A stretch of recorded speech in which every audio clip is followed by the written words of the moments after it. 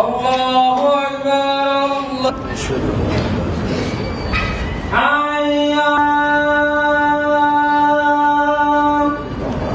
محبة النسائم ومناحة الأيدي الحمائل أولئك هم المفلحون. أيها الأحباب الكرام البررة، أرسل عمرو يزيد في 25 من عمره صلى الله عليه وسلم. أيها الأحباب الكرام البررة، اشترى صلى الله عليه وكان صلى الله عليه وسلم شهيدا فلم يشرب خمرا ولم يزد لسنا قبل أن ينزع إلى أهله ويتزوج لذلك ثم يرجع إلى خديجة فيعرف بني أن كل كبر اليوم انتباه ملحق من الوجاي وقام الوجاي أم جعلنا أم حسينا أم وأحد كل يوم نرجع فيها أن تصل أنت واحد كذا تبغى ما تفهم إلى كتاب النبي عليه الصلاة والسلام.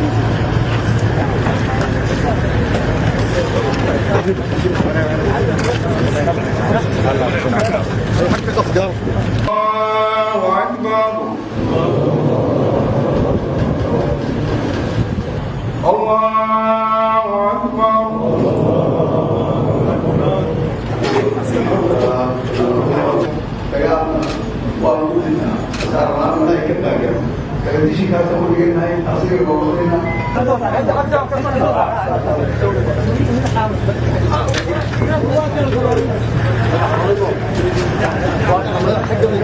waxaan rabaa inaan u sheego shacabka Soomaaliyeed ciidanka xoogga dalka Soomaaliyeed dagaal buu ku jiraa dagaalkana waxa weeye waa khasab dagaalka cid baa ku dhimanaysa waxa muhiim ah inuu qofku siduu u talagalay oo horeyba Ilaahayba uu talagalay qof walba waa dhimanaya la isku maayo dagaalkan waa lagu dhintaa laakiin annaga mar hore waxaan diyaar garownay inaan dalkayga iyo dadkayaga iyo sharafta ummadda Soomaaliyeed aan dhigayaga ugu tabarrucno iyo dadnimadayada saasay ku dhinteen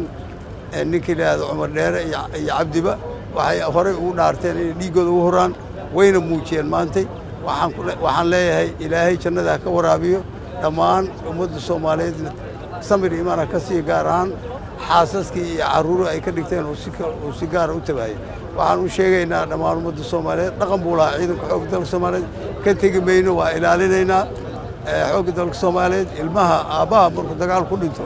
caruurtiisa iyo xaasaskiisa waxa ballan qaaday xoogga dalka Soomaaliyeed dhaqan soo jireena uu ahaa mana ka tagayno waa ilaalinayna waxaan ballan qaadaynaa inaan mar rabo iloobin waa dhinteen way dhuunteen ma dhimana way dhuunteen marka